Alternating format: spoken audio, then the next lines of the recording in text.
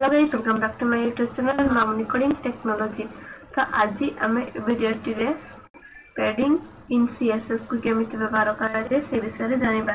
तो पैडिंग हेउछि साधारणतः कंटेंट आउ जे बॉर्डर भीतर गैप को पैडिंग कहा जाय। चलंतु आज आम वीडियो को स्टार्ट करिबा। प्रथमे हम सबलाइम टेक्स्ट एडिटर को ओपन करिबा और एठारे आम HTML स्ट्रक्चर लिखिबा। तो टाइटल भीतर एठार हम लिखि दउछि डॉक्यूमेंट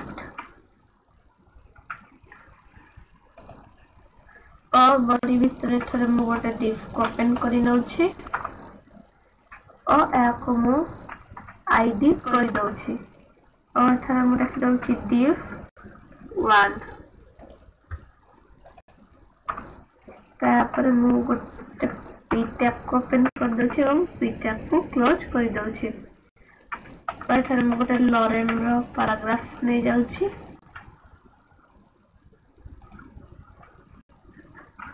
तनो फाइल के लेके आपको सेव कर दउछि और एठार हम रिफ्रेश कर दउछि। देखंतु हमरा आसी जाइछि। तबे मु एठार div1 को कॉपी कर दउछि और एठारे हॉर्स लिखके याको पेस्ट कर दउछि। ब्रैकेट एठार हम लिखि दउछि बॉर्डर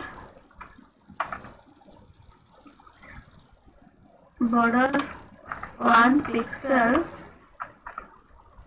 सॉलिड ब्लू। तब फाइल के लेके आपको सेव करछि एठारे रिफ्रेश करछि। तो देखंतु हमर आसी नाही। तब हम index.html को लेके आपको लिंक कर देबा। तो एठारे हम लिखि दउछि style.css। तब हम फाइल के लेके आपको सेव करूछि और एठारे रिफ्रेश करूछि। देखंतु हमर पूरा बॉर्डर हे जाइछि। तो एठारे हम पैडिंग लगाइबा। तो आप padding Ramu top row 50 pixel छाड़ीबी। एठारे हम style.css को जाउछि और एठारे हम लिखि दउछि पैडिंग टॉप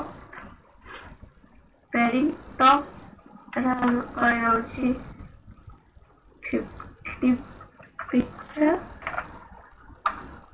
तो फाइल के लेके आपको सेव कर दउछि और एठारे रिफ्रेश करूछि। देखंतु टॉप रो 50% छाड़ी जाइछि।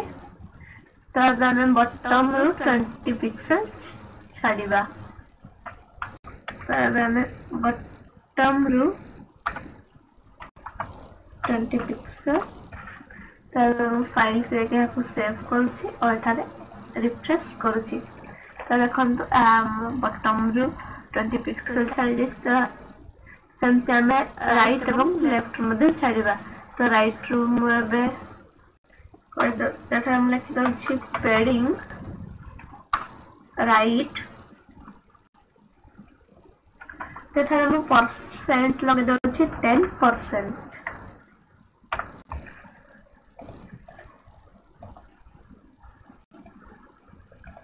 देखंतु ए पर हमरा 10% छाड़ी जाइछि।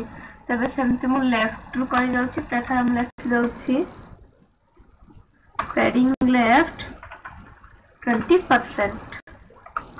तब मु फाइल के लेके याको सेव करूछि और एठारे रिफ्रेश करूछि। देखंतु एपट बे हमरा लेफ्ट रू बे हमरा 20% छाड़ी जाइछि।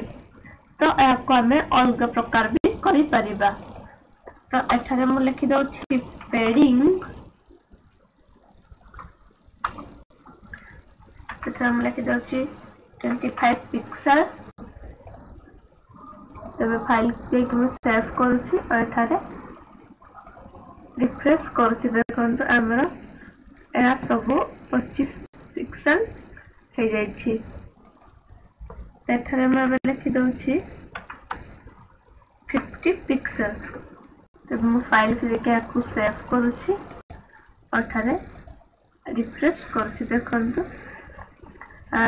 टॉप बॉटम 25 पिक्सल एवं राइट को लेफ्ट 50 पिक्सल हो जाइए। तो एबे मैं 30 पिक्सल कर दउछि एवं फाइल को लेके सेव करूछि।